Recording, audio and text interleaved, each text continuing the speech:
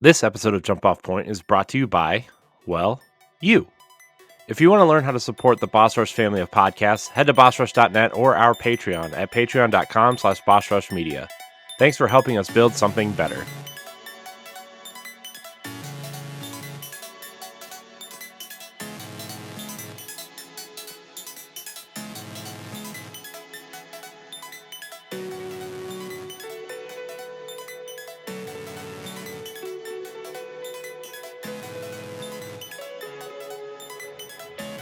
Hello, everybody. Welcome to Jump Off Point here on Boss Rush Games. I'm your host, and Light Excited Eddie B. Joining me is the wise Wisconsin Knight himself, Mr. Jesse Douglas. Hello, good sir. Hello, how's it going? Going great. We got the wise Wrestle Knight, Mr. Josh Martinez.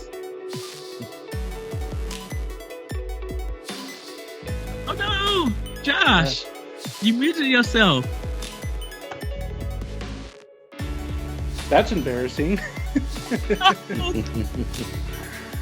is a great start to the show. What would you say? I was saying I'm outnumbered by the Midwest today. Oh, And everybody, of course, we got the legend himself. The calm, the cool, the captivating Shane Kemp. Hello, good Hello. sir. Hello. How are you all today? pretty good. Good. Yes. By the time you guys see this, Nintendo did a Indie World Direct, but we're not going to be talking about that because I need to rewatch it again. I haphazardly watched it at work, so while ringing, I was listening to it, so I didn't take time to watch all the trailers. But it really looks like it was a okay show, a good, decent show. A lot of people not talking about the games that were shown. And I think it's because of Tears of the Kingdom still today being such a big trailer, and people reacting to it and still like talking about it. So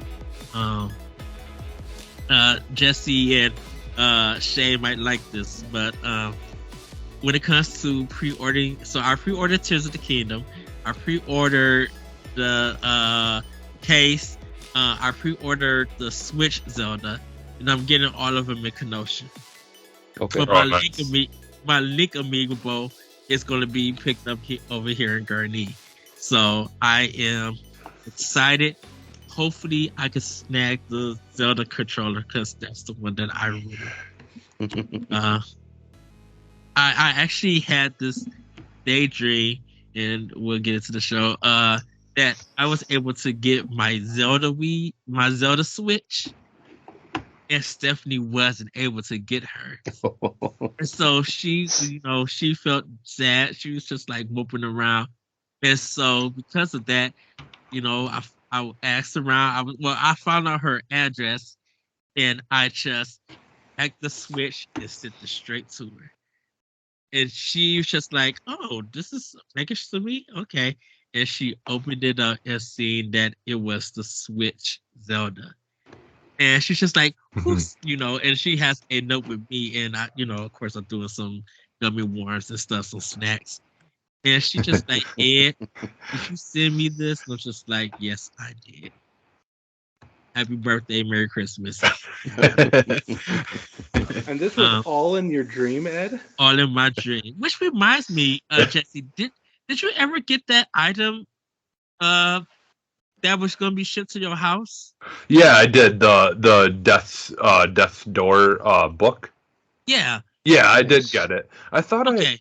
I thought I sent you a picture or something that I had gotten. I don't think you did. It literally just hit my mind last week. And I'm like, swore I did. Or maybe I just told you that it had come. I don't. okay. I'm so sorry that I'm No. getting up in age. I was just like, oh my goodness, did Jesse ever get his book? And I just wanted to make sure that you got your book. Yeah, I got it a while back. Is this an art book or? Yeah, Yeah. the art. It was the art. I gotta look at that. Man, my brother gifted me Death's Door on Steam, and I usually don't play on PC. but I played and it was amazing. Yeah, that game is so good. It's It's just a really good Zelda-like game. it's one of our spoiler alerts that we're trying to do. Oh, okay. And it's so good. And I know even though I beat it on Switch, I'm so tempted to rebuy it on Xbox just to do the achievements. Like that's a Yeah. game that I will go to get the achievements. It's so good and it's so funny. Josh, have you ever played Death's Door? It is in my very long backlog. I saw it on sale one time. I think it was down to like $9 or something. Super great.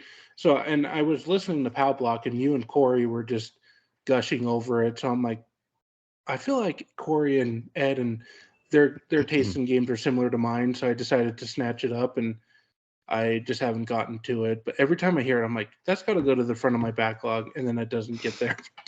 It looks like a blast. I was watching reviews and watching playthroughs. It looks like something I'd really enjoy. Yeah, and the characters in Okay. that game, are really like I love the characters. Did you finish it, Jesse? Yeah, I finished. Okay. I 100%ed it because you have to 100% it to get the full ending. Well, ending, yeah. Yeah. Did you get to the boss fight when it's the frog and they was doing the audio description? Yeah, Did- yeah. It's so, So- I don't want to ruin it, but I took the screenshot, I paused the game, and I fell out laughing for a good 5 minutes because this was the most hilarious thing to happen in a video game of that Yeah. nature. I was just Yeah. like, oh, they thought about this really good. Well, and I think it's one of the best store merchants in a game ever. Like I love the whole that whole thing too. That character. And did you guys Better notice? than Ravio from Link Between Worlds. I haven't played that. I haven't played all of that game. Okay. But Well, that's the shop owner where you got to go rent all your items from throughout the Okay. game. The dude in the bunny hood the whole time. okay. That he's skyrocketed up to one of my favorite shopkeepers in all of gaming, which I think just Nice. Zelda has fun shopkeepers. Period. But Yeah. In this game, it's unique. It's a unique situation. I don't want to say anything to ruin it, but I'm gonna Shay, have to what you do gonna it. say? I was gonna say, did you guys notice when you defeat the frog and you are ready to like leave the room, but you don't even leave? His eyes open. oh no, I didn't notice So that. so I kept going back and forth. His eyes would close when I get close to him, and then I'd get towards the door, and his one eye would open, like he's not dead. He's Oh, like okay. waiting for you to leave. Huh. So I thought I it was didn't pretty notice that. funny. Huh. I'll have to check. Yeah. that out this time now. Next time, because I do want to play through that game again. It's one of those games that I want to return to. I think it's been a long enough now that since I beat it, where I could return to it again and kind of fall in love with a lot of the stuff that I don't remember. So Yeah. I know I got it digitally on Switch and I got the physical on us for Switch 2 that I ordered. That was a game that I literally had to have. yeah, And I know me and you talked about it, Jesse, and Yeah. you was telling me about it, and it was just like I told him Yeah. I was getting it, but I'm like, I want to see if it comes to Switch. And when it came, it's a game that even though it takes a while to get into, if you literally sit down and commit to it, you're going Yeah. to find an amazing game. Hmm. But with Yeah. that, everybody, we're gonna get to what's jumping and jumping. And I actually wrote out on who is going to go first in this one. And that is going to be me. So to let everybody know that I've been playing Xenoblade Chronicles 3. I know Wave 4 DLC is coming next week. Which is going to be a packed week for everybody. Xenoblade DLC, Coffee Talk, episode 2. I think it's dropping next week also, I believe. And we got like Star Wars, what is it? Star Wars Survival, Oh, th- the Jedi, th- this, Fallen Order sequel. yeah, the Fallen Order sequel. I think it's Jedi Star Wars. I think Jedi Survivor. Jedi Survivor, I think. Yeah. That's coming and stuff. On top of, we got the release of the Legend of Zelda, Tears of the Kingdom Switch, but Switch system dropping also next week. So it's gonna be a really packed week. Well, don't But forget, Ed. The Final Fantasy Pixel remasters came out today on Switch and PS4, so you can go back to the Yes. original 6 2D games. That Yes. starts off this crazy week. yes, and of course, Advance Wars is coming out at the time of this recording. It's coming out this Friday on April 20th. April 21st, I should say, that is dropping. I got that already pre-ordered, and I just need to go pick it up and everything. But for me, I've been playing Xenoblade Chronicles 3, finishing up some side quests. I gotta get past level 100 because there is a side quest like with 5 monsters. I beat one of them that was like level 95, but the other monsters are over 100. So I gotta get my party up and everything to go and beat them. And then there's still areas with that I need to visit that have some side quests that I need to dive in. So Xenoblade Chronicles 3 is just jumping in my neighborhood. Josh, what about you? What's jumping in your gaming or TV watching? So I've been doing, as longtime listeners have heard, I've been chugging my way through WWE 2K23. I am in the story mode, which is a blast because my character just beat up an old man Shawn Michaels, which I don't know why, but it totally just took off that storyline. And I'm now doing the GM mode where I get to book my own show. So it's a section that's geared toward wrestling nerds like myself, but I mean, I've been having a blast with it, and yeah, I hope to have a review soon on it. But it's fluid, it's nice, it's fun. The customization for the characters is great. I don't know, it's just an all around. It's a game too that I think you can pick up and play for 15 minutes at a time. You can just do a little bit here and there if you don't have a ton of time. So no, I've been loving this game. I mean, I'm close to being able to put it down for a little bit, but I'll be coming back to this one all year long.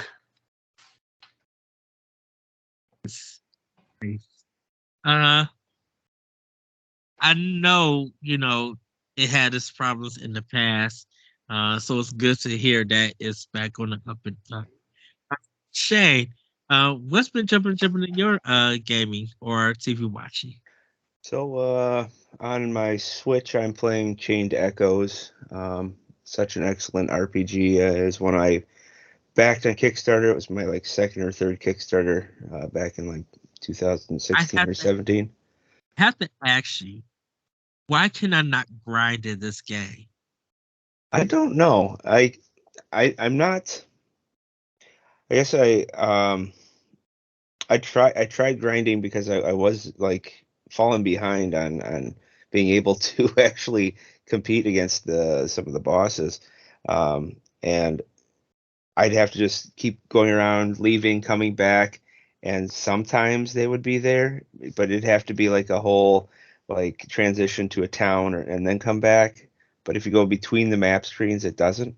Or the only thing that spawns are those little orbs that you can get supplies. But I love the game. The gameplay is amazing. The story's good so far. I'm probably about a third way through. It's a long game. But man, that intro while getting to the castle, that crap was kicking my tail. Yeah. What am I doing? I'm like, what am I doing wrong? Well, I got beat by a bunch of vegetables on a skewer, so I don't know. I had to come back to beat those guys. And yeah, so I'm trying to beat that before Breath of the Wild, but I don't know if that's going to happen. I don't have enough time. I am playing Resident Evil. Well, I beat Resident Evil 4 Remake this weekend, and then I started playing the Mercenaries mode, and it's such an amazing game. I'm glad it the story's a little more fleshed out, a little different. It's just the formula is addictive. How that all runs out. And I am also playing a game called Ever Forward. It's an indie game. Probably going to be done this week sometime. It's just a short puzzle game. And then back in 2019, I bought Fallout 76, unfortunately, on day one when it was expensive, and then it went down, $30 2-3 weeks later. And then I played it, and I did a bunch of stuff, but I never beat the story. And that was on my PS4. So when the Fallout 76 was free, a couple months ago, I downloaded it, and then I finally went in and I saw that my save file was still there. And I continued to play off of that, and it looks way better. It plays a lot better. It's got NPCs in it. And the only gripe I had was I kind of stopped playing on the PS4 because someone glitched while I was online and stole all my stuff out of my box. So I lost all my weapons, my armor that I had been collecting for 20, 30 hours. So, yeah, I wasn't too happy about that. Fallout is one of my favorite franchises, yet it's also one of my most frustrating franchises. Because Fallout 3, I went to every location, played 100 and something hours, and then I couldn't beat the game because it glitched. So, wasn't too happy. Yeah, I've always kind of been frustrated, like, because I've always wanted to really, really love those games. Yeah. But, like, people would always, like, give the glitchy just the really bad glitches and bugs in those games. They would just give them a pass for whatever reason, and that would always just irritate me because, like, those games could be so good if they would just really, really fix, make them like just perfect, like, and fix those problems. I think I'm more addicted to the lore and the story. Yeah. And collecting the different guns and trying to just micromanage that. And I did like Fallout 3 because you had the karma system, and that was pretty fun. So yeah, I am watching something, but I'll save it for pointing it out. So Jesse, what's jumping and what you've been playing or what you've been watching? So I did go back to Call of Duty a little bit. One of my coworkers, Brianna, I found out that she likes playing Call of Duty, so I was like, oh, you know what, I should go back to it, and then we can play sometime online. But we ended up playing some Fortnite instead the other day. But so I've came back to that and was super excited because, like, since Modern Warfare 2 came out, I've been like, the first time I turn it on, I'm like, why do they not have hardcore mode? Like, what the heck? Like, and so I played it without hardcore mode. And finally, season 3, I think, is what just started. They finally put hardcore mode back into to Call of Duty. So I've been playing that quite a bit. I've just always preferred hardcore mode. Like, I just like that you shoot someone and pretty much instantly they die. So it's fast paced. It's very, like, you've got to be quick to the draw, because you're basically down to like 10% health essentially. And so I've always that's always what I've played. I don't like, putting like half of a clip into someone and then they run behind a wall and I never get the kill. Someone else takes it. So I just like playing. Did you ever finish the campaign for Modern Warfare? No, not for 2 yet. I haven't finished Modern Warfare 2's yet. I do need to. Because the first one was amazing. I'm curious about that because this is the only the only Call of Duty I haven't bought since the original Modern Warfare Call of Duty 4. I will buy it eventually. I love campaigns.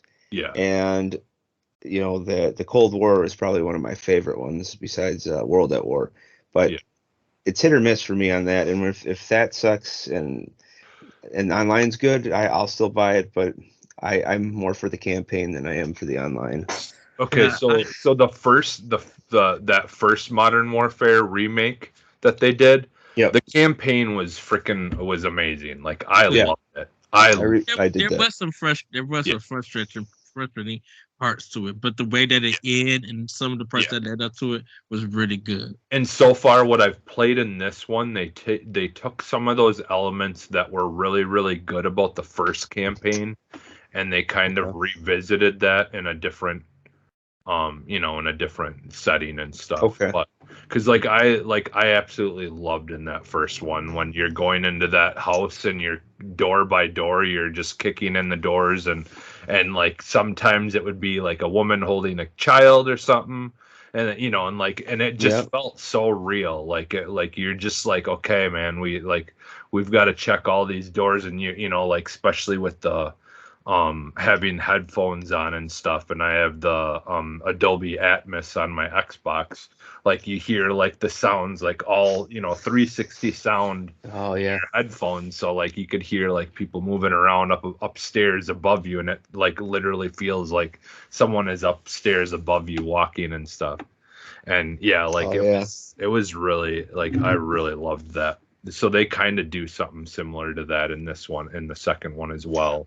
What are you playing on, Jesse? Are you playing on the Xbox? Xbox. That series, Okay. yeah, Series X. So, all right. Yeah. So I know I still need to pick up Modern Warfare 2. I was just wondering how the story was about it, because that what was the last one before that? the Vanguard. Vanguard, yeah. Vanguard. Yeah, it was Cold War, Vanguard, and then now this. Was Cold War the one that was on the ship, like that boat? It was like in the water and stuff. I don't. It was a modern. No, I don't think I got that one. It. Well, because I think Modern Warfare 1, I think in the original Modern Warfare 1, I think there's a part where you're on a boat, but. Yeah, but this one it's using it's modern times. It might be Cold War, but I'll have to go back and look at it. Like two of them I skipped, and I kind of just want to play the campaigns to those, but not worry about that. But continue on, Jesse. I'm sorry. No, that's so yeah. That's mostly and then I found before we started the show today, I was on Peacock and I was just looking through stuff, and I found a documentary called I Love You, You Hate Me. And it's about Barney, the untold story of Barney. I heard about this documentary. And I've watched some of it so far, and it's pretty good. Like I do remember just how people did just absolutely hated him so much, a lot of people, and they have guests talking about it, crap, I'm blanking on his name now. That was on Blue's Clues, the original Steve, the original Steve on Blue's Clues. He talks about during that time and stuff when. Because that Blue's Clues and all that was kind of starting around the same time as that, and all those things like that. But yeah, it's interesting so far. But it is weird. The very opening, it's gets pretty crazy. Like they show a guy holding a gun up to a stuffed Barney and then pulling the trigger and blowing it into pieces. And I hate Barney. Oh my gosh! And just Did you see the modded was it Resident Evil Village, where they had both Thomas the Tank Engine and Barney as the zombies? So in the dungeon part, they'd come in the dark and you'd see a giant Barney head coming towards you, or a Thomas the Tank Engine. It was scary. No, but they did show a clip of Doom, where Barney was the monsters in Doom that were coming after you, and in the original one.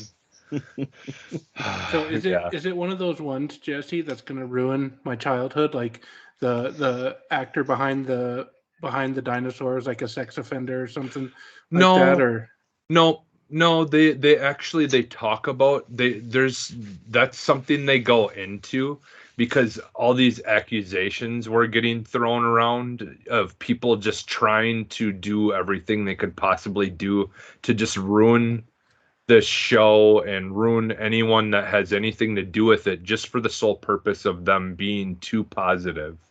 Like it's crazy. Like it's a good documentary. Like yeah, no, it's not gonna wreck.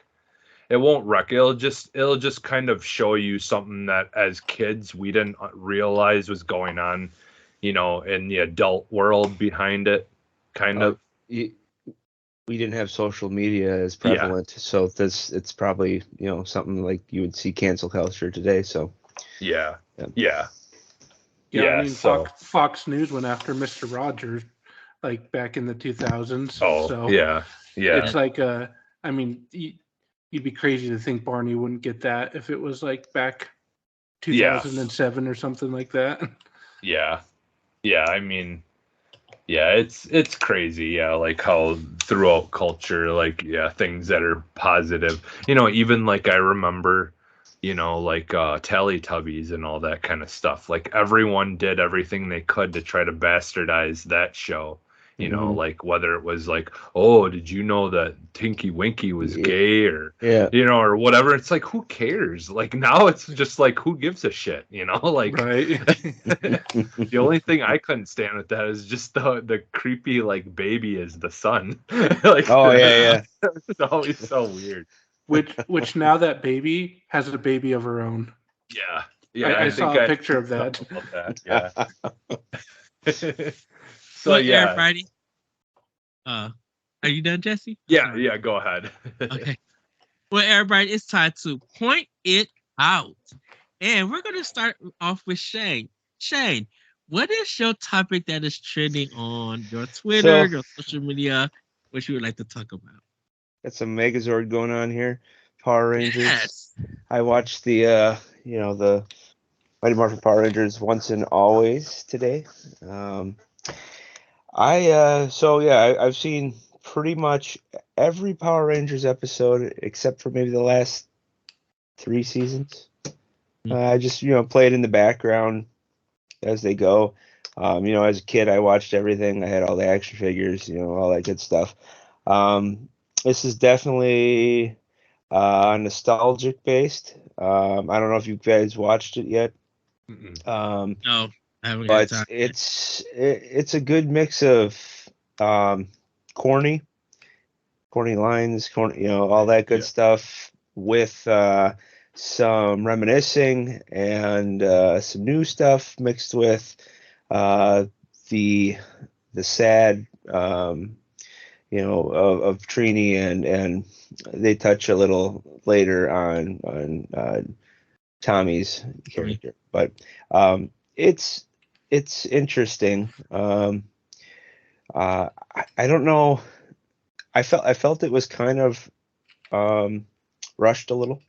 It's 55 minutes, but I kind of wish they either did maybe a series, couple episodes, or they did more of a little longer, maybe an hour and a half, and kind of spread it out a little.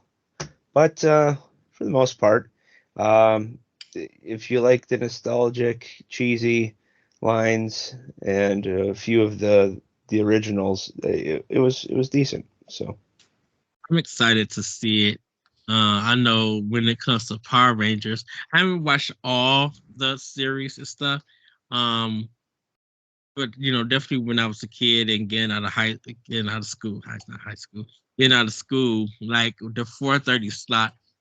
Well, the 4 to 4:30 slot here for me was Power Rangers and then Batman the Animated Show. Oh yeah. And so I will watch Power Rangers every day, as much as I can see it. And then I definitely remember the Super Nintendo beating them up, the Sega Genesis beating them up games. And my friend he didn't collect Power Rangers or anything, but we were into the show because of course, we love the martial arts. And then with the Megatroid and Megazord and everything, and watching that, it led us to watching like VR Rangers, Ultraman, which were a series in Japan, but Yep. they brought it to channel UPN, like in the morning at 7:00. Beetleborg. Beetleborgs were awesome. Yeah. Masked Rider. Masked Rider with Furbus, who's pretty much Furby. What'd you say, solid. Josh? I was just saying Beetleborgs. That one, that was a memory I thought was locked away forever, and I just heard that name, and I'm like, oh, I forgot about that. And so I remember this since I was the oldest of, well, at the time I was probably the oldest of 4 when we were younger, but I have 5 siblings. I always got the female character because I could handle it. So I'd always get the Pink Ranger or the Yellow Ranger action figure, and all my brothers would get all the other ones, or the Beetleborgs. I'd always get the girl. I didn't care, but it'd be nice to actually be able to have some of the other ones. And I also remember, so my dad inherited this old TV that the tubes had to warm up, and it was in the big wooden box, and it was super heavy. I'd have to get up at least half hour early to turn on the TV to warm it up, otherwise I would miss the first part of the Power Rangers episode, and I could only hear it like I was listening to a radio in the 1920s. So I know it's so funny, like things like that like a lot of people will never know that existed. There was a time where the TV had to like warm up. Well, and then there was a time that the TV just stopped at like 1 a.m. Like they just ceased broadcasting. That too. I only know that because my son's really into Toy Story right now, and in Toy Story 2, there's like a part where they're like, and that's the end of our broadcast, and I'm like, oh, I forget that TVs used to just stop airing from like midnight till 5 a.m. or whatever it was.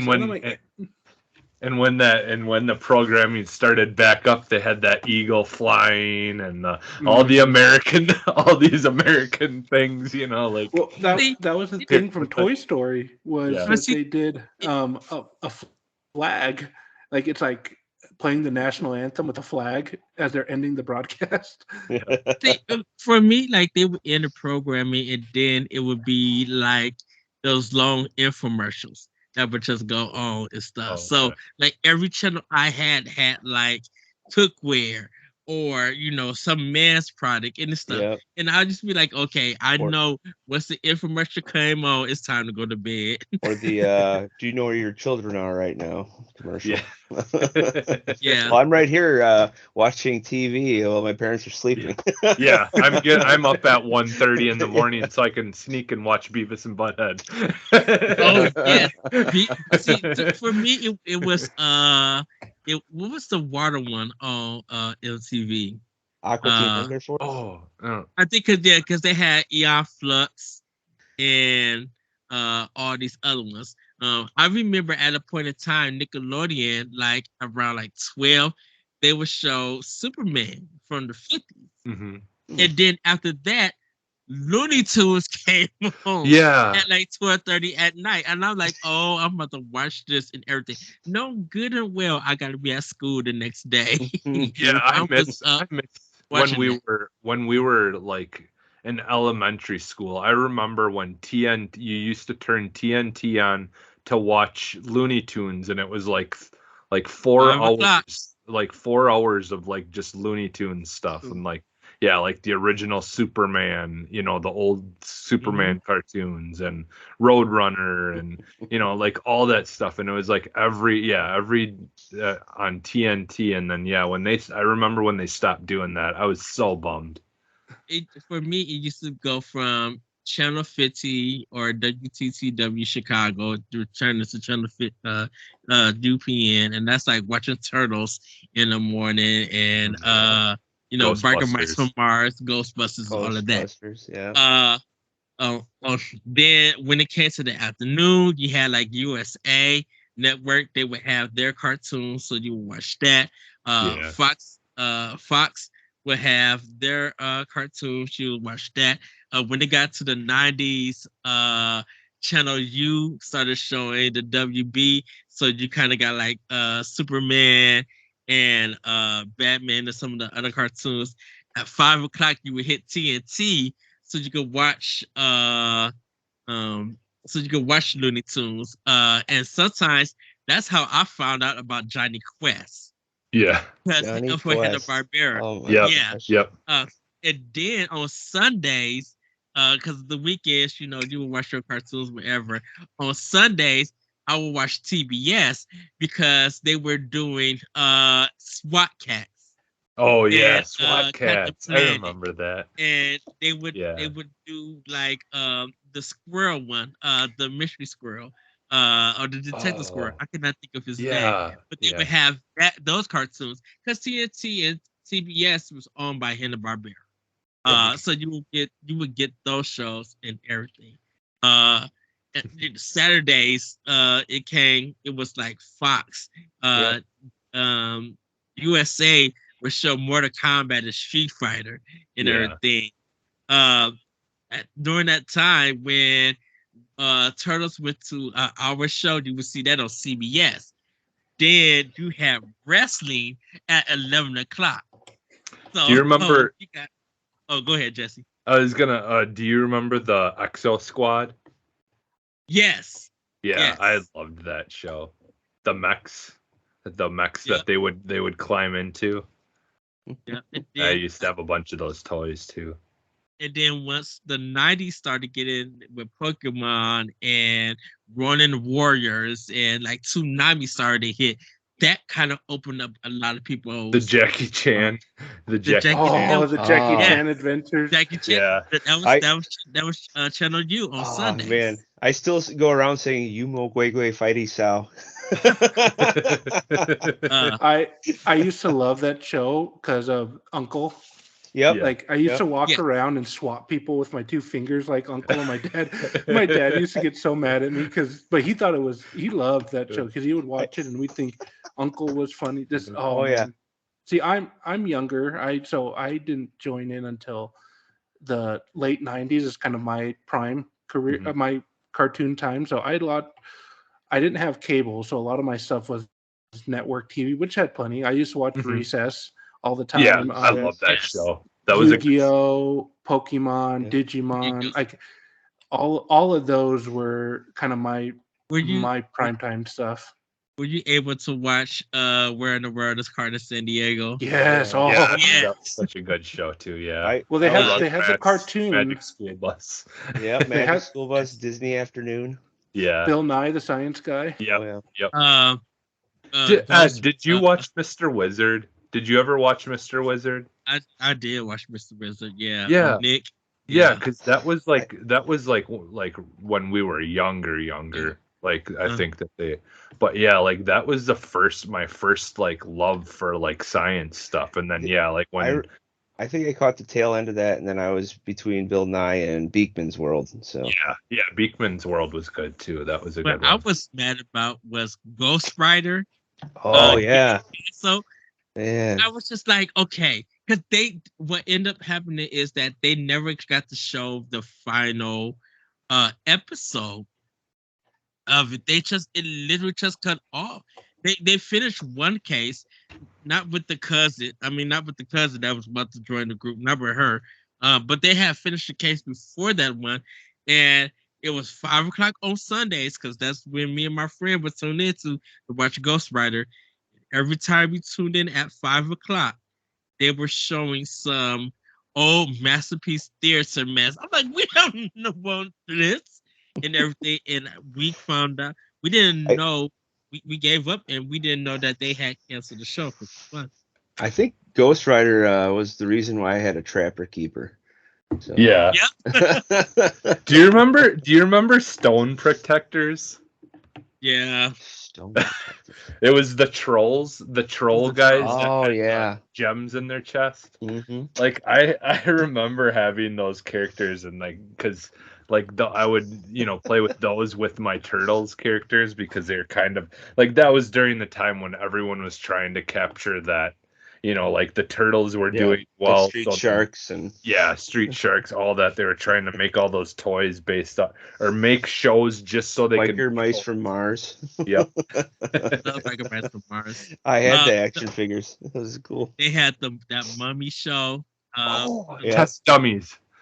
The test dummies. Remember that? Crash test dummies, yeah. Yeah, my friend had the car where you'd smash it and the airbags would deploy and then hit the test dummies in their body parts and go shooting out of the car. Had Mighty Max. Mighty Max. I remember Wayne Gretzky, Bo Jackson, and Michael Jordan. They had their cartoon all together, and then the Super Mario Brothers cartoon when that was it was on Fox, but then it jumped to NBC on weekends and everything. Because you had the Super Mario World, you had Captain N, you had all of that stuff, great. And then somehow Fox got Donkey Kong and Fox got Kirby. Donkey Kong went to Channel U because it was part of WB and everything. Didn't it go to Fox though? Wasn't like one of the seasons on Fox? I thought it was. If you want to be a Patreon producer, head on over to patreon.com/BossRushMedia, and find out which tier is right for you. Our Patreon producers at the $5 tier or higher for this month are Adriel Munger, Austin Campbell, Celeste Roberts, Christian S., Sana Dierig, Francisco Santillan, and Rebecca Jewell. Thank you for your continued support. All right. Yeah, that was a nice trip down memory lane. Go Power Rangers. Exactly. Yeah, you could just totally play this game where you just name old 80s and 90s cartoons, and you'll just send us all into spirals of nostalgia. Bionic 6 was mine, man. There's a lot. I was telling Jesse that like Rama Half and Cowboy Bebop and Ninja Scroll and all of that stuff back in the 80s, they had it on public access in my area, so I knew a lot of the anime before it even came out here, because somehow some people in our other city close to me had the bootlegs or had the those versions. Like I even saw Akira at the age of 8. Like, well, and they used to back in the day on public access and in Illinois, like they would play Monty Python and the Flying Circus like episodes like every day. Wow. From what I understand, like that was like they would have British shows and stuff on there back in the day, like in the 70s and stuff. Like on PBS or like on their public access stuff, they would have like old school like old stuff like that. Then I guess that's according to my mom's cousin. So funny thing about public access, and then I'm gonna ask you, Jesse, what your topic's trending. In the 90s, around 95 to 97, my church had a time slot on Tuesdays at 7 o'clock for public access. And because I was in the choir, people in my city got to see me in the choir. Oh, that's cool. So, but Jesse, what trending or topic you would like to talk about?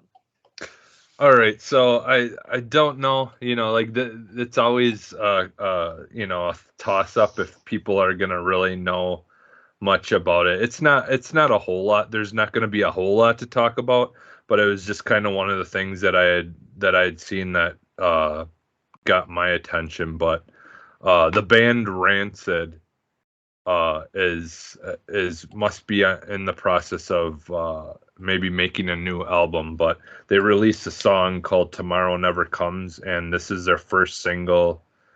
It's from the album that's coming out. This will be their first album they've made in 6 years. So it's been 6 years since that last album, which is crazy because it doesn't seem like it was that long ago. But I don't know if any of you guys really listen to Rancid or like know anything about them. But like they were kind of one of those iconic pop or punk bands that kind of coming up that like around the time Blink-182 first started, like like they kind of got some popularity then, but they've kind of been around though for a while. And then there was the Lost I remember Prophets. hearing them in like the 90s, like their Time Bomb song, and but Ruby Soho. Was it Ruby Soho? And then they had the Lost Prophets was like their side project thing, I believe they were called Lost Prophets. And that during that time, that would have been early 2000s, I think, and that song they still use in like some of the I think Revlon commercials or something. I think that was what they're. But yeah, like I know there there was something from theirs that would get used in commercials. I think it was their band was Lost Prophets, but yeah, they so yeah, like I was just kind of excited because I've always liked punk rock music, and kind of like there's a couple of bands that have been around since the 80s that I still follow that are still out there making stuff. One of the most iconic for me is band Bad Religion. Mm-hmm. The head singer, when they're not making music, he's actually teaches biology, I believe it is, at Cornell University. So nice. Yeah, he's a professor there when he's not his side gig. Band. Yep. And that's like the head singer of Offspring. Like he's like a rocket scientist or something crazy like that. Like he's like super brilliant, and but like he does this rock, just punk band, but he like has like a legitimate like degree in some crazy like astrophysics or something. Like, yeah, that's like there's something. What was I looking up? Because Jack Black's in the Super Mario Brothers movie. Yeah, I don't know. He's one of those guys who Jack Black's very, and I promise this relates. He's one of those guys that whenever you see him, it's always a joy to see him on screen. So I was looking up stuff about him because School of Rock was 20 years ago now, and that dude is the son of engineers. Like Jack Black's like parents were like famous engineers, as well as his like half brother is like still a really renowned like civil engineer. And I'm like, how in the world did Jack Black come from that family and just become like the goofball of Hollywood? Yeah. And he's just like a genius. Like it's interesting when you look into these guys, because they all have such interesting backgrounds that they're not that idiot stereotype rocker that you would think. A lot of them are just smart people. Mm-hmm. I feel a lot of a lot of engineers that I work with are very creative. So and I think there's a quote, I'm trying to think what it is. It's like imagination is more important than engineering or something like that. I wrote down the quote. It's a Shigeru Miyamoto quote, I believe. I'll have to look it up, but I should look it up right now because that's a good quote. I have it written on my wall at work. So Jesse, you may know who's the ball rocker that comes from Chicago? He owns like a health store or something. Cannot think of his name. But he's very popular. But when I was at Toys, I got to meet him. Because he was with his girlfriend at the time. When she came, they was getting gifts and stuff, and they were just like, "Oh, he looks familiar." I'm like, I know him. I seen him in music, but I couldn't think of his name. And when we found out who he was really cool.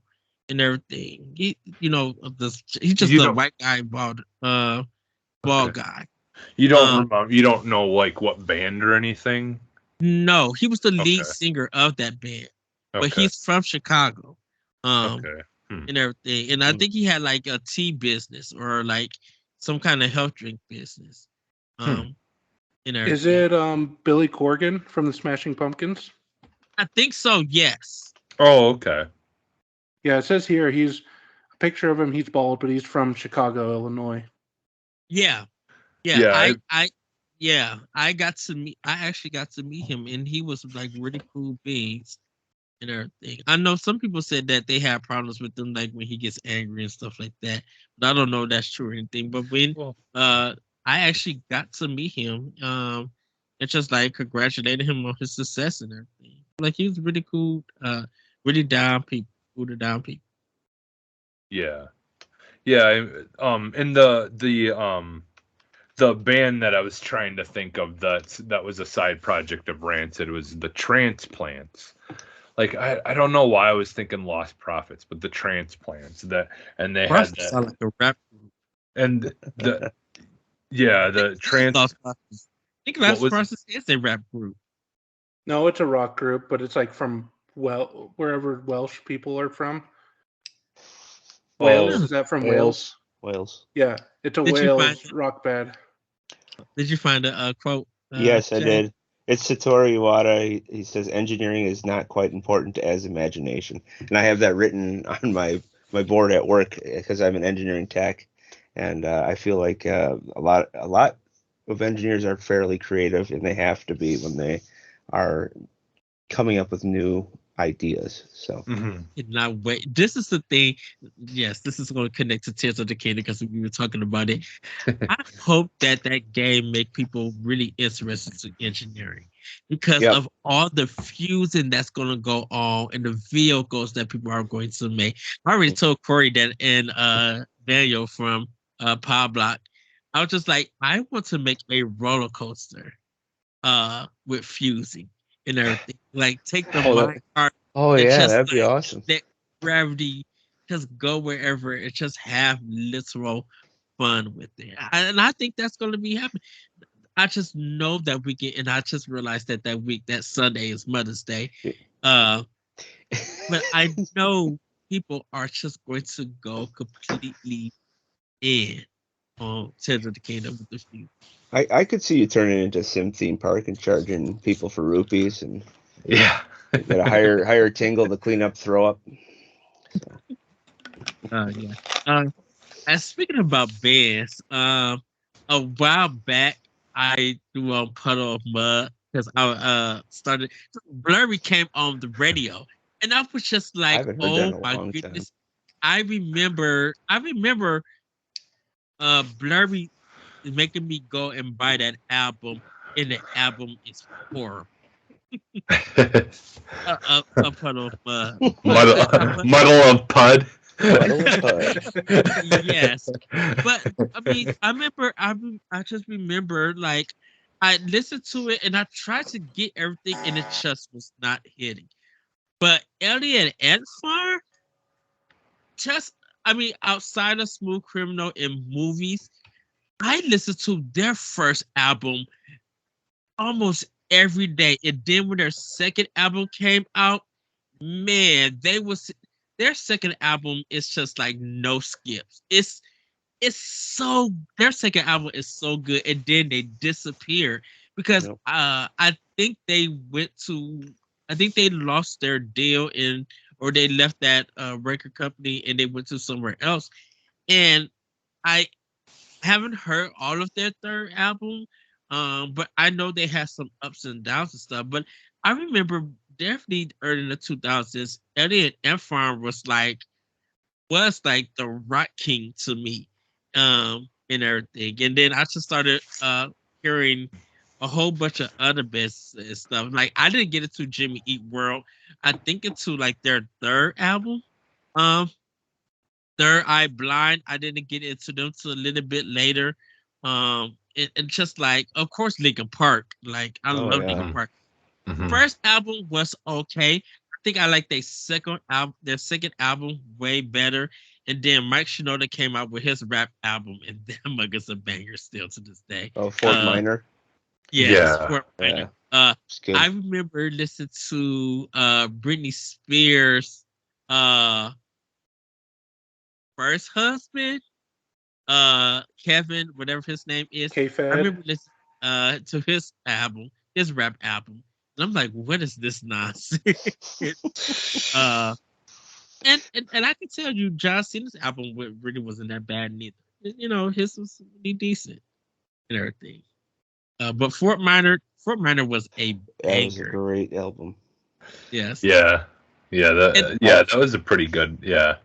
I was more Okay. into like Shinedown, Breaking Benjamin, Godsmack, Disturbed, Yeah. Crossfade, Alter Bridge, Reliant K. Actually, I really like too. Yeah. And yeah, Yellow Card. That was Yep. a great. Yellow band. Card is so good. I like got that. into all that. I used to go to what was it? What was the store City? called that we used to have? Sam Good. Like Hot Topic. no FYE. City? FYE. FYE. Yeah, I FYE. used to go to FYE and then look for the Camelot is what they used to be. yeah. I would go to FYE and literally just search all the emo bands that all their albums were only $9.99. And so like you just go and just pick out albums, or I would just literally go and pick out albums that looked cool and I had no idea anything about the music. So and this that's is how my I would thing. find music. So this was my thing. Fridays, like whenever I got paid when I was at Toys, I would go to the half price bookstore, and a lot of their CDs were like $1 or $2, Mhm. and I was just like, what I'm going to do is I'm going to go with different genres and everything, and whatever cover looks good, I'm going to pick up. So I found some good house music, some good rap albums. Some good house music. I like Yeah, that. because the thing about like they was like DJ Phonics and stuff. You be like DJ Phonics, and I will put it in my car, and it used to be a banger. I was just like, where's and the thing about it is it's just like, okay, my limit is $10 or $15 someday, depending on how I was feeling.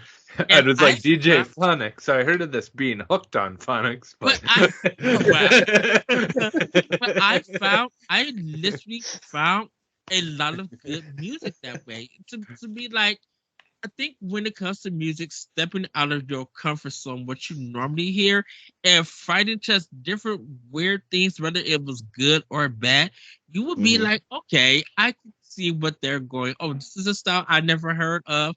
I'll go into that. Like, I mean, there was some gospel and Christian music that I got into that I actually love because I've never heard of it.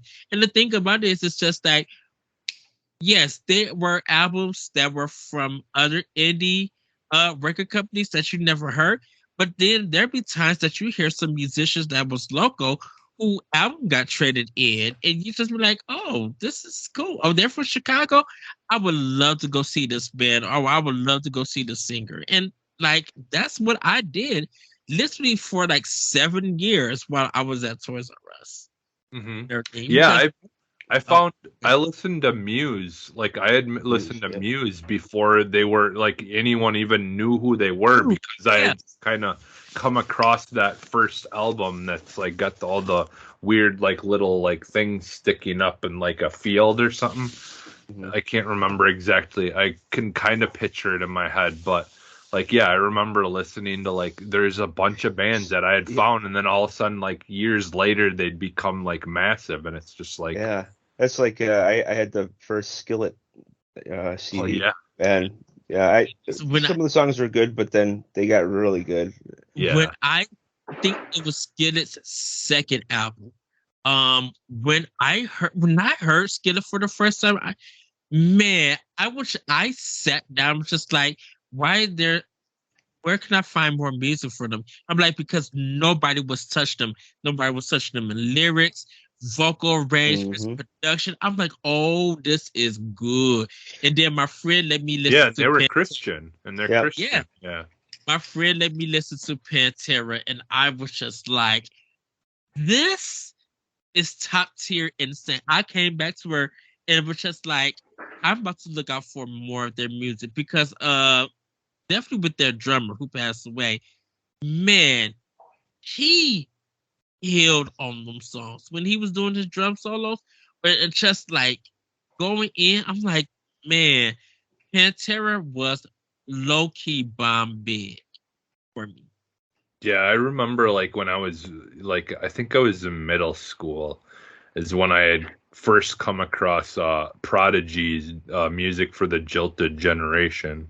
And like that was when I first like cuz I was kind of talking about this with someone like I didn't really listen to rock until I was in high school. Like I just mostly listened to R&B, like rap, hip hop, like oldies, like oldies music, like whatever was on the radio or whatever. Mhm. But I didn't listen to Metallica or any of that kind of stuff yet until high school, and it was kind of funny because like Prodigy, like especially when Fat of the Land came out, like that was the closest that I had listened to at that point of rock, rock music, and that fire starter, like I was gonna say, what kind of pushed me to listen more?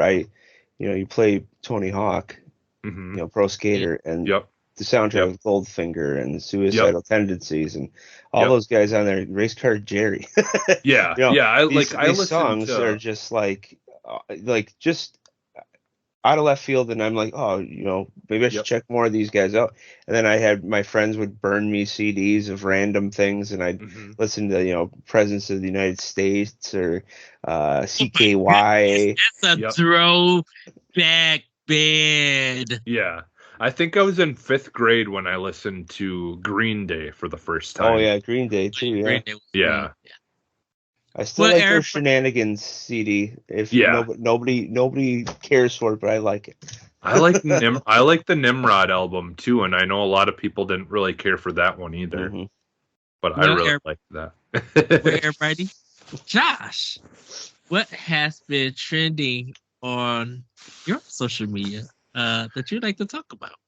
So Jesse's topic was great because it leads right into mine. So Coachella's going on out in California this week, and there's been a big uproar because people bought tickets and Frank Ocean pulled out and is getting replaced by Blink 182. And I'm not interested in having the discussion of how dare he not honor the tickets or whatever pearl clutching we want to do on that. But I want to hear what you guys all, and it sounds like we kind of got this going.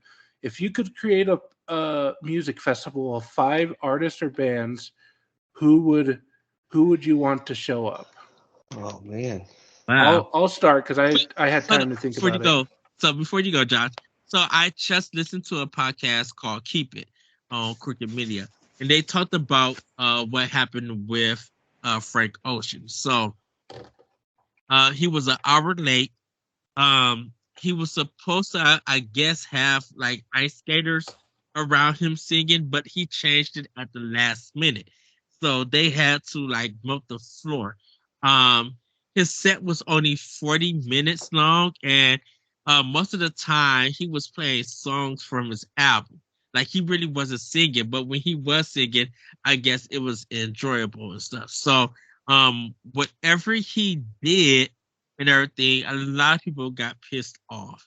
So to hear that he got replaced by Blink 182, I don't know what the contract was or what happened or how he changed everything, but to catch y'all up, that's kind of what happened the week of this recording with Frank Ocean and everything. He just kind of like sabotaged his own set and everything. Well, go ahead, Josh. I was going to say, I've seen videos from him. He's kind of very persnickety about his shows. Like there was one video I saw of people were like, tossing stuff around and some stuff landed on stage and he like stopped the show and told everybody, don't be effing throwing things onto stage or else I'm going to walk out. And somebody tested him and he walked out of the show or something like that. So, I mean, and I get that, but I also got the impression that, if it's not the way he wants it, he's going to take his ball and go home, pretty much. And that seemed to be what happened here. Mhm. And he didn't live stream his set. But people who are TikTokers and Instagrammers and stuff somehow were able to stream his whole set, but it was just like it was a complete mess. Right. All right. But go ahead. I'll do my 5 first, just because I had time to think about this, and I know I probably should have sent something to you guys to let you prep for it. But you guys, that conversation we just had primed this, I think. But and this, you can choose live or dead. Like, the artist does not need to be alive, because my number 1's Nirvana. I would love to see a Nirvana show. I was 3 when Kurt Cobain died, so I never got to see any kind of liveness of that. So I would love to see that. And I'm going to kind of hop around a lot of rock and hip hop. I'd love to see Kendrick Lamar. I really like Kendrick Lamar. He's one of my favorite rappers. I would love to see a set of the Foo Fighters. Eminem is number 4. And number 5, I go back and forth on this one, but I think it would be 311. Okay. I'd really like to see them. You guys were talking about it. I'm a big rock fan. I grew up. Here's the funny thing about me. What got me into my musical taste is Weird Al Yankovic. Mm-hmm. I used to listen to his stuff, and I loved it. Amish Paradise, Pretty Fly for a Rabbi, all that stuff. And then I'd be like, well, what's these songs he's imitating? So I'd go back and I'd listen to them. And the album from 1999 is the one that really piqued my interest. So then I'm listening to like The Offspring. I'm listening to Enter Sandman was in his polka.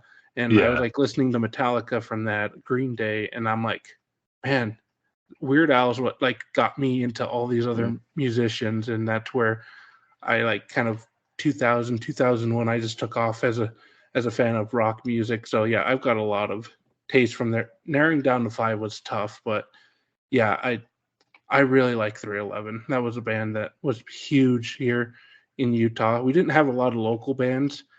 So Royal Bliss is from Salt Lake City. And then we usually get the music scene from Las Vegas. So the Killers, Imagine Dragons, those are all out of Vegas, and they are very popular here in Utah. So locally, we didn't have much, but 311 weirdly was a random popular band all throughout the state. And I don't know why, but all the Utahns love them. Who would like to go next? I can.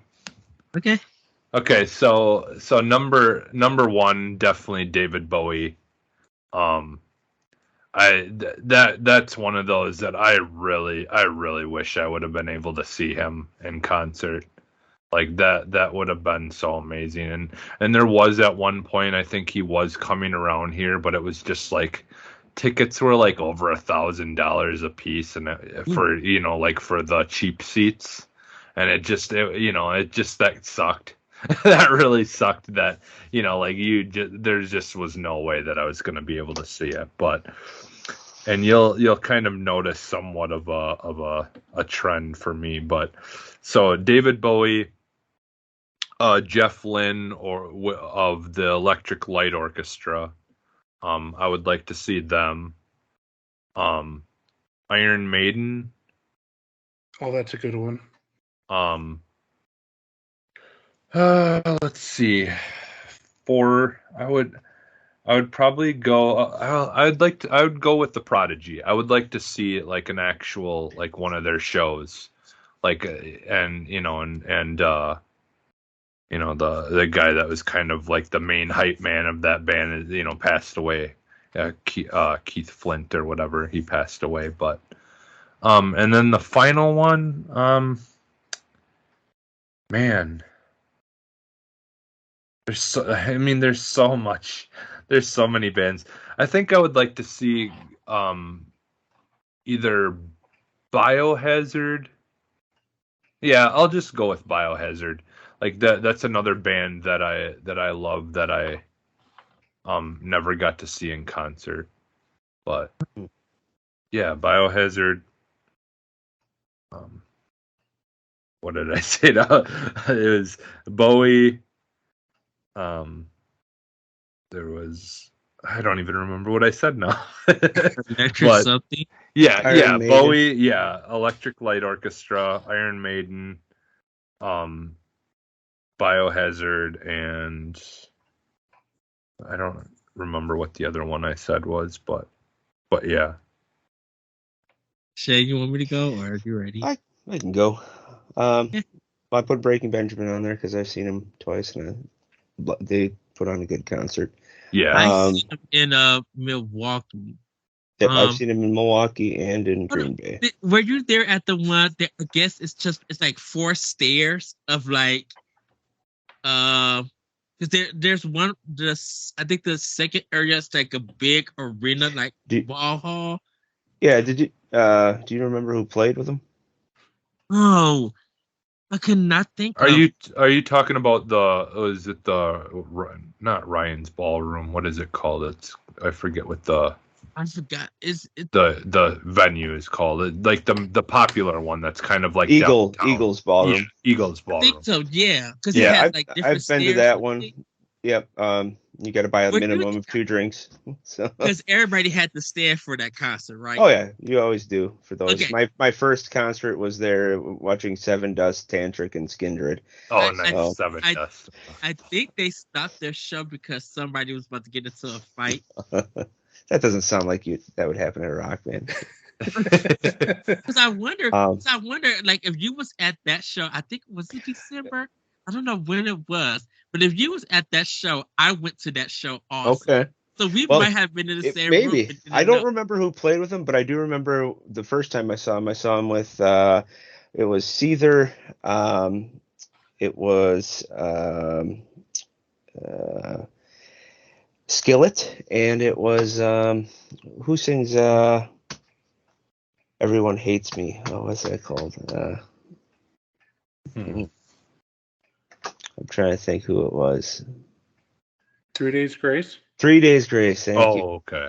Oh, they're a good band too. Yeah. That's a good set. Shane, that's a fantastic set. It was good. Seether. Okay. Seether plays my favorite song, "Broken" with Amy Lee. But Seether was not good that night. It was right after he had broken up with Amy Lee, and he just sounded like he was, drinking and pissed off, and he was singing his sober song, and it was like, oh no. And then I saw him again with Stained and Papa Roach, and he was better then. So I would love to see Stained in concert. I would just I would love to have an concert like with stuff. So so Breaking Benjamin would be my first. Second, I put Yellow Card because I didn't get to see Yellow Card in concert, and they don't play anymore. I love that violin. It's one of the. I think it's an excellent addition to a rock band set. Then I would want to watch Linkin Park. Never got to see Linkin Park live, and with Chester gone, I would love to see them play. And then I don't know if you guys ever heard of NF, but I would love to see NF play. He's on tour right now, isn't he? Yeah, he's on tour. Yeah, I like his music. I've been listening to him for a long time. Great MC. And the last one would be Michael Jackson. I'd love to see him sing live. I remember watching him on HBO. Wisconsin.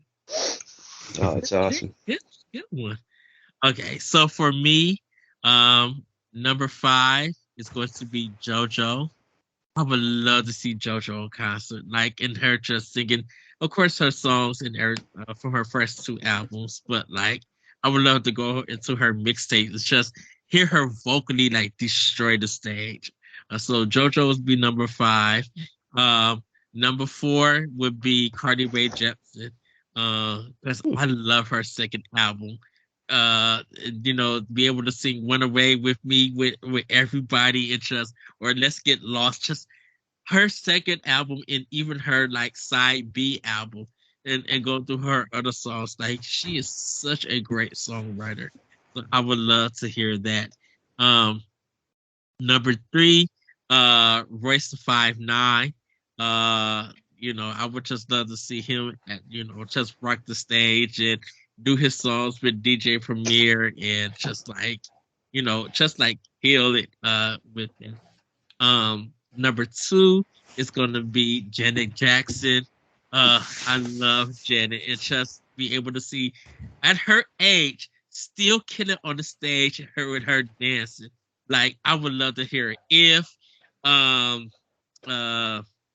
Pleasure Principle, her Velvet Rope album, just like all her cuts. Last but not least, and a lot of people don't know this because I love this group. Like they've ever since from the 90s. SWV, Sisters Mhm. with Voices, Mm-hmm. go through their week. Right here, the Michael Yeah. Jackson version remix. Downtown, Fine Time, just like all of their rain, just like that literally go down through their whole discography. Can't explain how you love it makes me weak. Yeah, it's just like it's Yeah, I singing love them. along with the crowd and everything. Like they became my number one group when their original song right here dropped and I heard Coco for vocals and then I heard the harmonies and everything. I'm like, oh, I've been a fan ever since that first thing because I spent my birthday money to go get their album. And then like every time I was getting like my allowance and when their albums came out, I will go ahead and buy it. I was able to start buying my own albums and stuff later on and everything. It's just like I pretty much own most of their albums besides like their Christmas albums, but I own some of their remixes and some of their greatest hits because they got some additional songs that never got released and everything. And Do you remember 702? yep, 702. I remember. Yeah, 702, In Vogue, Isis, of course, Destiny's Child. I would love to see. Yeah, TLC. TLC, 3LW. I would love to see.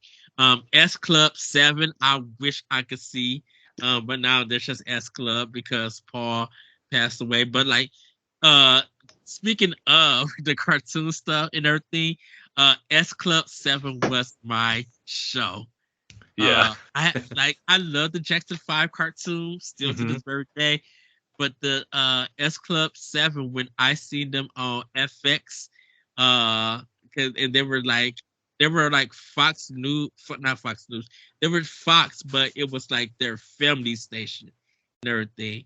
I would watch S Club 7 on their channel, and like this is like 2001, 2002, or whatever. I'm a grown man, loving their music. Went and bought their album and everything, and played their first. Oh, go ahead. Do you guys remember your first cassette or album you bought, record? Yes. For me, it definitely was SWV. It's About Time. That was my first album. For me, it was the TLC's first. I think their first album. Sexy, Crazy, Cool. Yeah. Oh, Crazy, Sexy, Cool. Yeah, Crazy, Sexy, Cool. Yeah. So for me, let's see here. I had the Disney Afternoon cassette tape, but I didn't buy that. I got that for my birthday. So the first cassette tape that I bought was To Be a Master. And so I got that. I bought a knockoff Walkman and just listened to that, and it had a radio on it. And then 2 years later, I bought the CD To Be a Master because I got a CD player. And then I got rid of it, probably in high school. And then I think in college, I saw it at Goodwill and I bought it again on CD. So I got it still. What about you, Josh? What's the first album you bought? I think the first one I bought was Americana by The Offspring. Okay. I had other stuff, like I'm trying to remember if I bought that one or if I got it for Christmas, because if it wasn't that one, it was probably a maybe a Metallica album. Because I get to this point where I can't remember if I bought it or if I got it for Christmas or a birthday or something like that. And so the first album though I remember owning that wasn't like a Weird Al album or a movie soundtrack was Americana by The Offspring, because I really like that song, Pretty Fly for a White Guy. Yeah. So that's really what was kind of my gateway into The Offspring. And then like some other ones after that was like, I think Metallica. I was gifted Linkin Park albums, so Nice. I think Meteora might have been one of the first ones too. So by Linkin Yeah. Park. So Yeah. I don't remember exactly, but it's something. There is where my first albums came from that were not Weird Al Yankovic. I also had Monty Python, the Holy Grail, the movie soundtrack. Oh, nice. Nice. That's a good one. Yeah. A good one. Yeah, I remember, I think a couple of days before getting the TLC, it wasn't an album, it was the cassette single, but of Tag Team's Whoop, There It Is. I bought it for my brother one day. We sit in the car and then we ended up getting sick of it because Tag Team back again.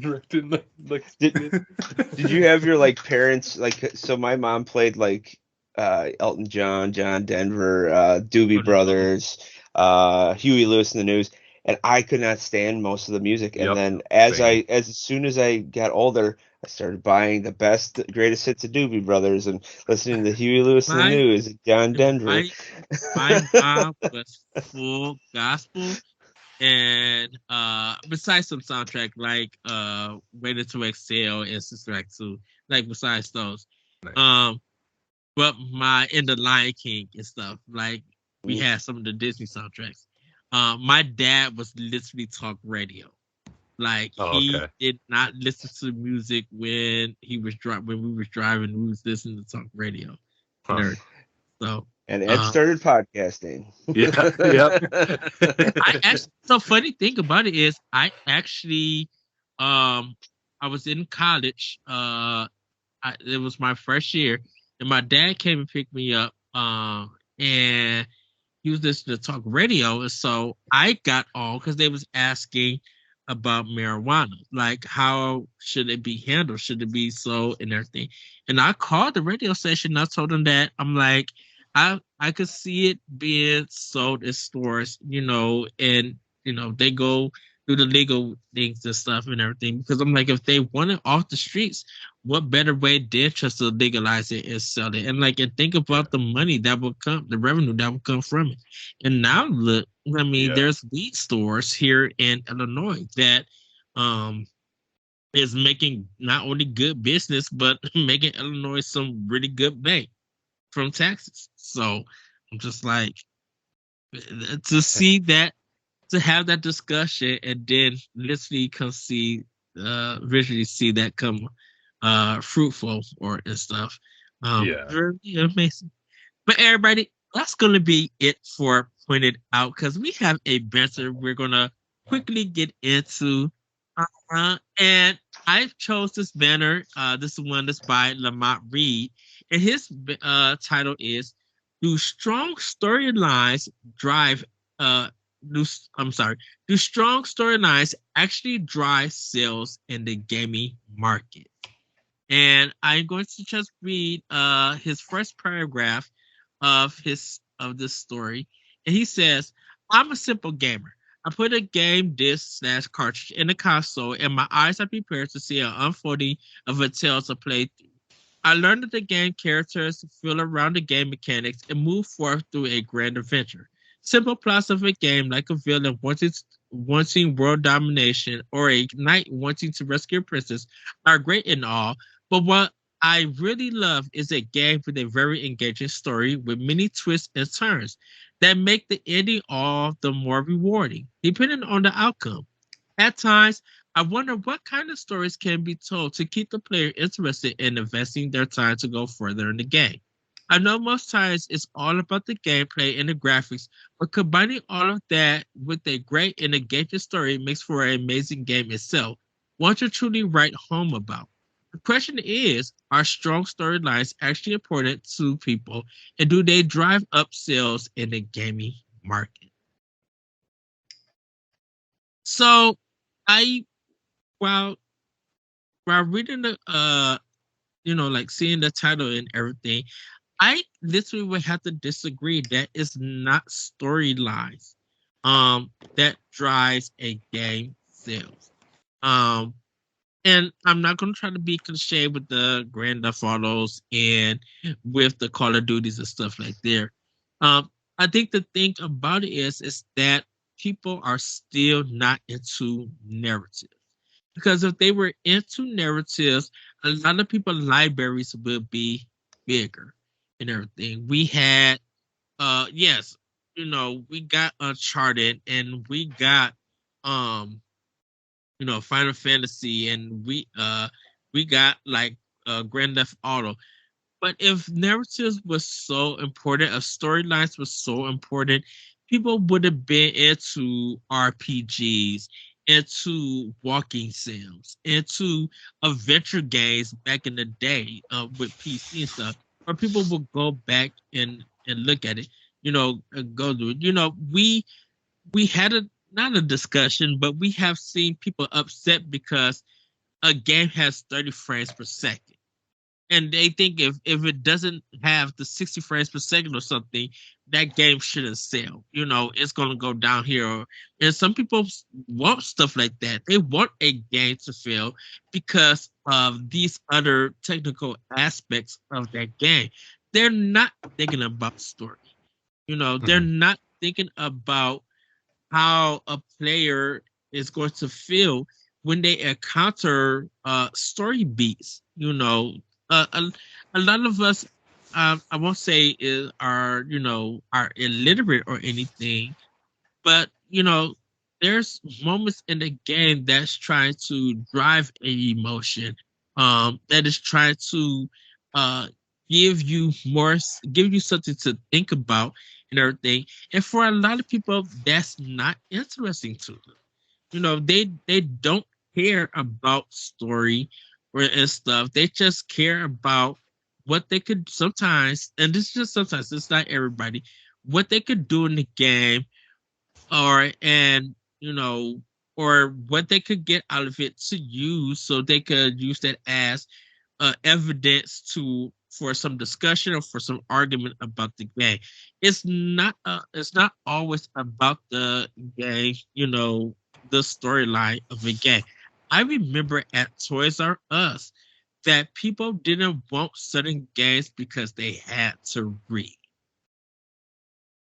And I'm like, are you serious? Yes, my son can't read, so he shouldn't have this game.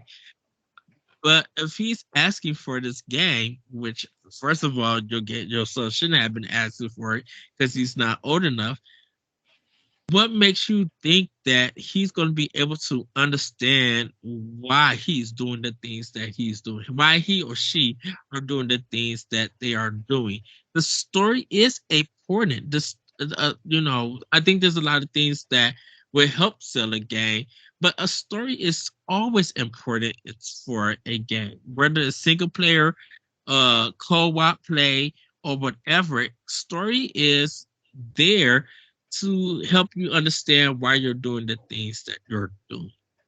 So I gotta say, I don't think storyline in just in this sense for this banner, I don't think storyline would drive a game sale because if it did, trust me, a lot of games should be up in the millions, and more gamers should be talking about stories in games than what they could do or what they saw in a game. Yes, Mortal Kombat might not have the best story, but if we talked about Mortal Kombat 2 story or even just the lore about it, that would be a good discussion to have. But no, what people liked about Mortal Kombat 2 and Mortal Kombat were the fatalities and the blood and stuff because it was something that wasn't done in the game. Any thoughts, you guys? So let me run down the.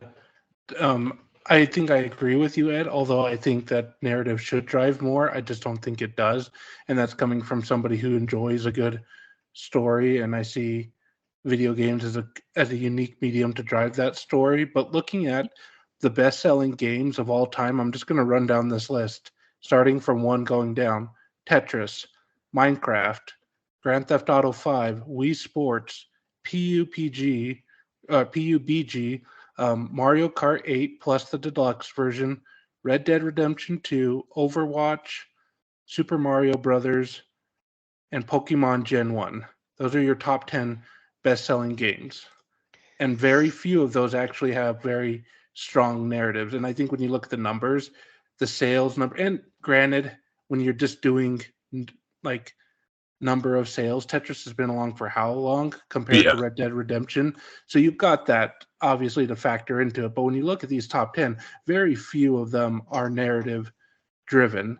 And I was looking over what the top 10 best-selling Final Fantasy games were. The top one being Final Fantasy VII. I think was just shy of like 15 million units sold. So that's the best-selling heavily narrative game. Is not anywhere close to that top 10. So I don't think the narrative draws it. However, I would like for it to mean more than it does, because I love a good story.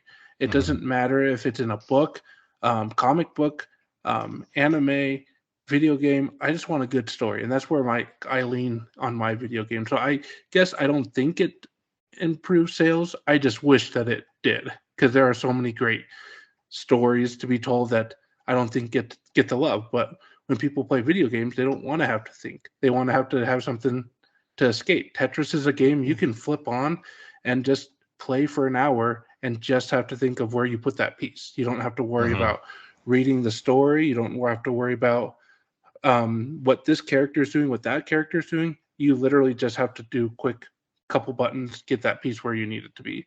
And I think that for a long time that's been very popular. Fortnite's another one. People just show up and have a battle royale, shooter battle royale. That's very enticing to a lot of people. So no, I think in terms of the banter, I don't think they drive the sales. And I just looking at that top 10, there's very few heavily narrative games in there that I just don't think it does it. I just wish it would. Yeah, I think in a subclass, like if you start breaking games down into classes, like there's definitely like you'll see that the narrative driving games more. Like I would argue that one of the main like selling points for most indie games is a lot of the times it is about the story, and it's you don't have that massive, like money driven, behind it to make it like super polished and, like everything else about it be, that top grade. So they have to rely on their story being what's most important to get people really interested in their games. But yeah, like I outside of breaking games down into classes, yeah, like for the sake of the banter, yeah, I do agree to it. I don't think that it drives, the story drives game sales as much as we would like, like you said, Josh. Like, yeah, it'd be nice if that was what, but I think yeah, like it is. It's an escape, and sometimes the stories in these games can be too relatable, and so people want to stay away from the story. They want it just something that they can mindlessly do and not have to think about, like being sad or the loss of someone, or like whatever story narrative these games are trying to do. I would be interested though to see, given how successful The Last of Us was as a television show, what that does for future sales and future storytelling in video games. Because I mean, video games have struggled and to adapt into other mediums. But this year we've had two very successful franchises make the leap with the Super Mario Brothers movie that's like outselling everything this year in theaters. And The Last of Us broke all kinds of records on HBO. People were saying this is a good show. And you've got games on the horizon of Horizon Zero Dawn has been floated around. People want a Legend of Zelda movie now, and I think when there's still some need to figure out this formula to get it, but I think if you can tie a good story and get it adapted properly and not have Tomb Raider Cradle of Life from 2003, I think you can get I think it could draw sales. I think because that was Yeah. what Final Fantasy VII did so well was they had a great story, but they appealed to the wider audience. If you can pull a wider audience into your game, that's what kind of breaks you out of whatever niche you have. I think we're a ways away from that. I don't think this isn't something that's going to pop up later this year or next year, but I think it's something that is an interesting trend that's really starting up, and The Last of Us in particular really laid that foundation. Yeah. So What would you say? So I usually ask myself why am I playing it? Why am I playing this game? And if I can answer it, it's fun, I will play the game. When Josh reading off that list there, all those games, when it comes down to it, it's some kind of social aspect. Now Tetris might not be, say it wasn't online, but everybody wanted to have the best score. Everyone wanted to get more, farther in the levels to be the best. So you had that competition going. Super Mario, probably speed running. You want to see who could get through the game the fastest. You have your online games that you want to be social with, talk with your friends. All your friends at school are playing, so you play. There's just a lot of aspects of these games that will somehow pertain to trends of other people playing it. Pokemon, you trading, that was huge. Everybody was doing that. So, I could see why those are the top 10. Because now trending with that, you've got Twitch, and people want to watch people play. And for me, I really don't I don't really care about someone playing a game, especially if I've already played it. I'm there more to converse with the person playing and the people in the chat. So it's more of a socialization type thing. And if it's fun and you all are having fun, I think that's what binds you. Now story, music, art, gameplay, those are all secondary when it comes to fun. So you have 2 of the 4, that's probably good enough to keep most people there. You got more than that, that's when you're going to have more excellent games. You have all 4, that's when you have, just excellent top tier games. And I feel like, for example, Breath of the Wild. For me, I like going around. I liked exploring and all that. But man, that ending, that was, for me, it was a terrible ending. That boss was super easy, and the cutscene was great at the end, but it just didn't do it for me story wise. But everything else it did for me. The music was utterly amazing. The landscape, the just the exploring was amazing. So it hit, the gameplay was good. So all those 3 hit for me, but the story did not. And I am a very narrative based person, so I love all my indie games that are narrative. Which I think with Breath of the Wild, and we talked about this. I don't know if we talked about it, Shay, with Stephanie, but I'm like, the focus of even just Tears of the Kingdom is the exploration. And when they did Breath of the Wild, the original one, Breath of the Wild, they focused more about exploration and adventure. If you wanted story, you went out and looked for story. Even though the ending might not make sense or people didn't like it, it was never about the story. People didn't want you spoiling the game on what you found, on what you discovered. That was what they didn't. Oh, go ahead. And I was going to say another good point. Now thinking about what you just said, the story wasn't the most cohesive or the most entertaining, but with all these people playing Breath of the Wild, now so and so found something here, and they talk about it. Now I got to go check that out. Hey, maybe this piece of letter that I read, maybe this pertains to something over here, and now I'm making theories. now we're communicating, now we're having fun. That is another reason why I don't think story drives it. It's more of the people conversing and talking about it and creating that lure and the fun that you have within the game. So Well, and like to your point there, Sean, or excuse me, Shane, um, if a game has a bad story, you're still likely to play it. Like I agree oh with yeah, you. I think Breath of the Wild, it left a lot to be desired in terms of story, but that gameplay made it more than oh yeah, serviceable. But if a game has bad gameplay and has a fantastic story, you're not likely to pick it up. I mean, Ed and I talked about this yeah. on our ranking Mario Kart. Mario Kart Wii is a great game stuck behind some very, very bad controls, Yes. and hmm and for that reason we ranked it. We weren't fans of it, so I Yeah. think that's the thing is you can have You these games that don't have a good story, but the that, gameplay is good. exactly. Well, Yeah. You'll look buy at it. Skyward Ed, Sword on the Wii Ed, versus the Switch. Ed, That one was a of your good example. favorite games, The Last Guardian, had horrible controls, but that I story think was really it, good. it- but the thing about the Last Guardian is, I don't think it had horrible controls. I think it was too realistic for people when it came to handling Trico. Because if you can't handle a dog that is not trained and everything, it gets rough. Sometimes animals do not listen to their masters or listen to, and I think that's why everybody got on it. Of course, it was being delayed and everything. But the game was just like you have to stick with it, and this kind of reflects on when you adopt a pet.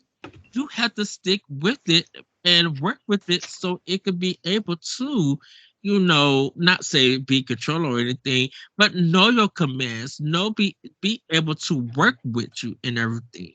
And if an animal is not working well with you, some people return an animal or will go do Mhm. the same thing that made it kind of distrustworthy of another person is being abandoned. So and people abandoned the Last Guardian because they did not stick with it and everything. And the Last Guardian told a beautiful story without having to use dialogues or use cinematics. I always talk about Sleeping Dogs. When it comes to open world games, Sleeping Dogs is the perfect example on how you are able to tell uh, a crime-ridden story that's gripping, that's entertainment, that you love the characters. When you get the twists and turns, it really makes sense and it feels like it. And with the gameplay, it really feels great. But the story is there. I get on GTA because as much as everybody loved what you could do in the game, that's no one can remember any of the stories in GTA. The GTA stories become forgettable.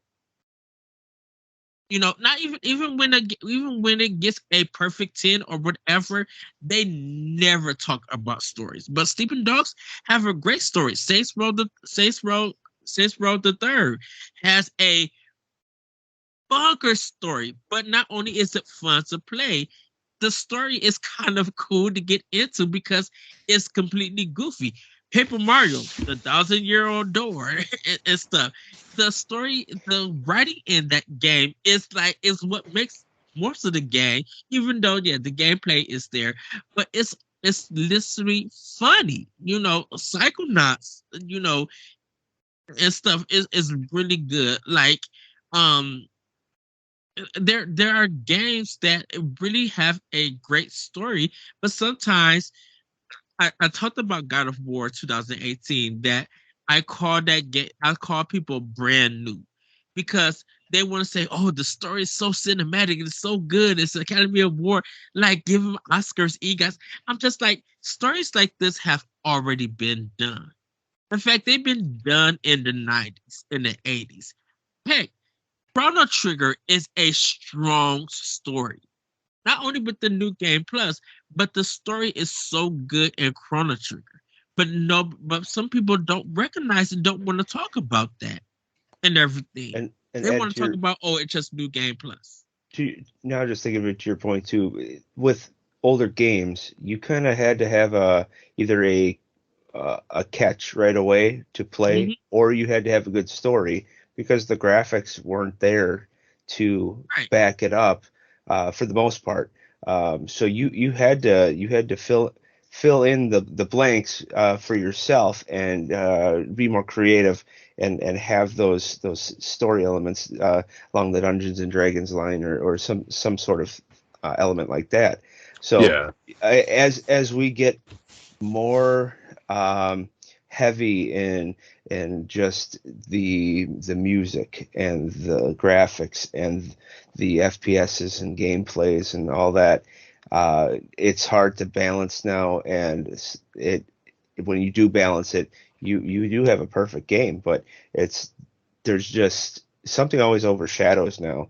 And I think in the past, narrative was a much stronger aspect, whereas today it's more how can I get 15 minutes into play like this with a friend or something, because time is different and spent different now. So Mhm. No, Yeah, you had like that- Myst and like point and click adventures and Yep. stuff where, like it was all about what you were finding and uncovering it, the Yeah. story that was happening. Yeah. and a lot of things that's driving sales is that, and these are, I won't say excuses, but this is what a lot of people use as evidence on why a game sells. It comes from a particular company. Um, this director or developers have worked on it. It's on this particular system. It's an exclusive and everything. Uh, they're a fan of this genre, so that's Mhm. why it's gonna sell and everything. Um, you know, I'm a I, I want this game to succeed on this system over the other ones, and other console war Yeah. nonsense that they use to make a game sell. These are things people use to buy a game Mhm. nowadays. They don't never say when they get finished the game, how do I feel? How did this story touch me? You're, We talked about we talked about greed and how it dealt with greed. And yes, we went into the ins and outs of that games, learning new different stuff and interpreting things from there. But it was just like if Greed would have sold more because of the story, it would showcase that story is really important and can drive sales than just a look or just hearing the soundtrack. Tears of the Kingdom, as much as we're looking forward to it and everything, they they're going hard on story. And they know they could succeed on the story because, and this is just my opinion of it, Monolith Soft working on Xenoblade Chronicles 3, the reason people are upset about that game not getting Game of the Year or people not talking about it or in the sales and stuff is because if you go into that game, experience the story. Don't even worry about the combat and what you could do in it. Go in with the story because when you leave that game, you're gonna see this was worth my $60. Now I'll know why it should have been Game of the Year. I'm not knocking Elden Ring for anything, but Xenoblade Chronicles 3 is a perfect example on why a game like that should have sold more because of its story. And people don't want to have that discussion, or people don't want to do that because it's not in their genre of playing or in their realm, or it's just a Yeah. Nintendo game. The other thing, Ed, is like the legacy of their games. Like I've played Xenoblade Chronicles 2, and Mhm. I, not being able to play long stints with having a kid, when I get back to it, I cannot pick it back up again. I just don't know what's going on. And so if gameplay wise and story wise is different in Xenoblade Chronicles 3, Oh, I might yes. not be apt to buy it because I did not buy it, but I keep hearing that it's different than 2. If I've already experienced Xenoblade 2 or Mhm. 1 or X, maybe I wouldn't buy it just because I think it's the same type of experience. So that's also a problem with legacy of a publisher or developer. If you have played past ones and have not enjoyed it, or just couldn't get into it because of the certain time period you're in your life, it's really hard to jump in and purchase something that's $60-$70. Yeah, maybe later on when it's $30, I'll pick it up. But it's like It's a Nintendo game. Good luck. yeah, exactly. You know, and everybody know nowadays, if you don't get a Nintendo game when it comes out, you better pray someone got like a whole bunch of them. It's not jacking up the price, because once they stop selling and people start looking for it, that's Xenoblade Chronicles Definitive Edition, or even Xenoblade Chronicles on Wii. When they said pre-order this game and folks wasn't pre-ordering it, when people started looking for this game and couldn't find it, they went bonkers. You trying to give me $80 in credit or something, or whatever, or $55, and you trying to jack the price up, GameStop, at $100? No, sir. No, we're not doing that. But real quick, Ed. You know what they should do? I really like this for Dragon Quest XI. Whenever you boot back up the game, you get a little. What was that? 12. No, isn't it Dragon Quest XI? 11 is the MMO. I think you're mixed up there, Ed. 12 hasn't come out yet.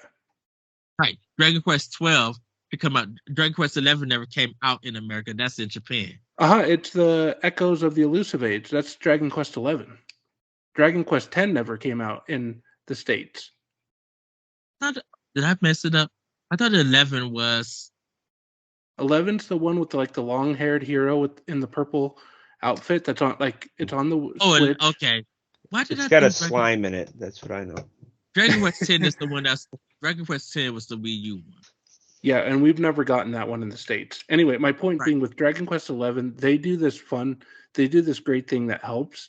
So when you boot back up your game, you get a little synopsis of what happened previously in your game. So it helps remind you of the story. And I wish more big RPGs would do that. Because when you load up a game, that the old man with the mustache, he comes in and it's like, our hero escaped from the jail, and him and Eric went about and met up in this town to meet up with Charlotte, and this is where our quest continues, or something like that. I think they have these trigger points of where does it, but I'm like, if more games did that, that would help with that issue that Shane was talking about. They started doing that in a lot of games where when you go in, they have your quests and with your story, like your journal on what you all did. Because Tales of Symphonia was doing that even before Dragon Quest 11. I remember some Game Boy Advance games did it too, and that's how I beat Golden Sun and stuff. But other games did not, and I just never finished them because time, basically. Yeah, and that's the thing too, because I haven't played Xenoblade Chronicles 3 yet. I will eventually get to it, but I have to prepare myself for a bigger commitment because I've hopped into Dragon Quest 11. I've have Tales of Arise that I've wanted to get into as well, but both of those are 40 plus hour adventures. So that's why WWE 2K23 really appeals to me, because I can pop in, do a match for 15 minutes, hop out, and I'm done for the day. So that's what everybody. No, I'm done. Everybody, we're gonna get our final point. Jesse, final words. You are muted. We began with a mute and we ended with a mute.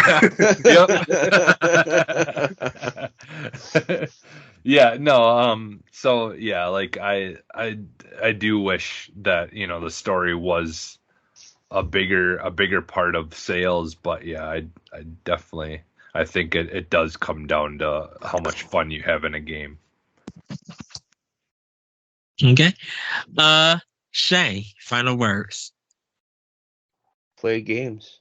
Have fun. Josh. Be happy with what you got and play the games and don't complain about voice acting and FPS and all that good stuff. Just play and don't harass people. Josh, final words. In regards to this banter, I think that at the end of the day, video games are such a unique medium in that if you want to consider them art, which I do, I know there's a big discussion. You could head over to our website and see that discussion because Stoy's article is always one of the top ranked ones where he argues that video games are not art. But my point being is, there's that discussion, but at the end of the day, it's an interactive medium. People come to them to play. If you can't play the game, then they'll go watch a story. They'll go watch Lord of the Rings. They'll go watch Breaking Bad. They'll go watch whatever other strong narratives there are because they're not looking for that interaction. So I think, unfortunately, that's where we are with video games because I think there's a lot of potential for a good narrative to really bolster that up. And I think we'll see it with these TV shows that are going to start. I think really they're going to push each other, TV and video games, to kind of create some interesting dynamics. But I really wish that narrative played a bigger part in the sales. For me, I don't think storylines drive sales for a game. If it did, I think we would see more games sell well, more discussions, more written pieces and articles. And I think there would be more intellectual discussions to be had, not just on podcasts, but with friends and stuff. And it would open up people's libraries and it would actually get other people to see different visions of a game, of a story, and how it's portrayed and it's told. And I think we would learn more that sometimes games, yes, as great as they look, as fun as they could be when we play them, or a mess of a game that they could be, just sometimes the story can have a big impact on your life, and it will make you think, it will make you reflect. And I think it will make you feel that your purchase or any way that you acquired a game was really worth it. With that, everybody, I want to thank you, Josh. I want to thank you, Shane. I want to thank you, Jesse. This has been Jump Off Point, episode 5. So everybody, have a great week, have a great weekend, and we'll see you next time on Jump Off Point. Bye, everybody. Bye. Right. See ya.